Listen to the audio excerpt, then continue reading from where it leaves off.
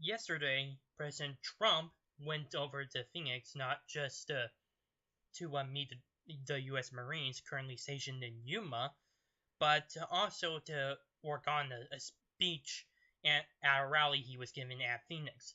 But prior to this rally, there has been some controversy in terms of what the Democratic mayor of Phoenix actually said, where he didn't really want President Trump to do something like this, and obviously this was for mainly political reasons.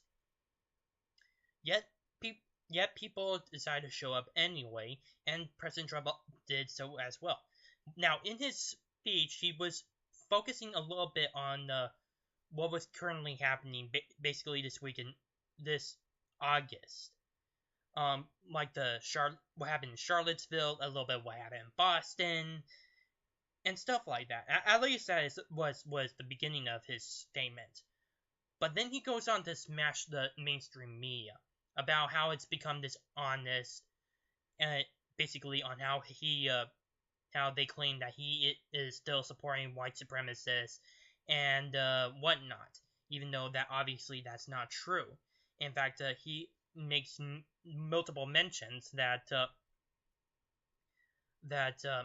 he actually said that he condemns violence on many sides, not just from the alt-right, but from the alt-left, like Antifa, Black Lives Matter, those kinds of people.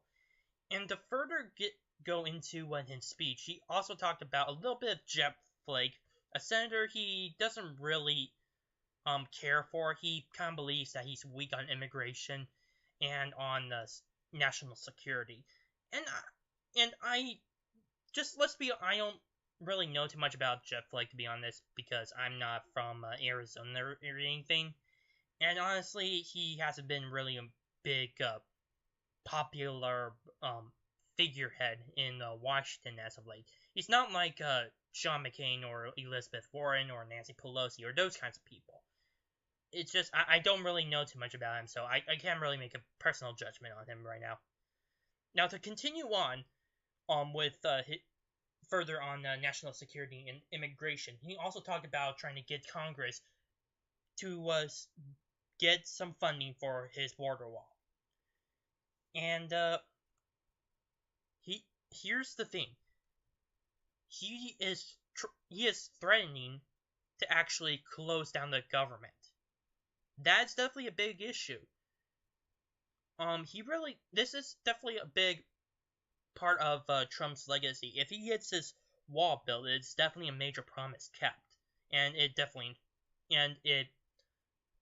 ensures that he will win in the 2020 presidential election, which I still think that he will, whether or not he gets the wall or not. But here's what is very funny. The mainstream media just goes off just bashing Trump, calling this scary. Hell, even Don Lemon from CNN actually said that this is the equivalent of a child blaming everything on the sibling, and Don Lemon was trying to pretend that he was the sibling being blamed on by this little child. Hey, Donald Trump may say some stupid things now and then, but at least he's being honest with himself, and he's being honest with everybody, just saying it how he wants to say things. You, on the other hand, CNN, you're just spousing out like, oh, this guy's literally Hitler, or this guy's a child, he's mentally deranged, he should not be a president of the United States, and he should be a bitch! That's basically how they're acting right now. And this is not just CNN. This is a few other networks, and I think also MSNBC has similar reaction to this speech, but I don't know. I'm not really focusing on them. I'm focusing more on the Don Lemon's public rant about the president. Just thinking about Don Lemon, it's just, he's an idiot.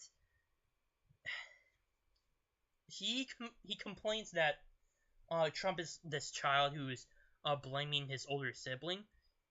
Why don't you look at yourself, CNN, and especially you, Don Lemon?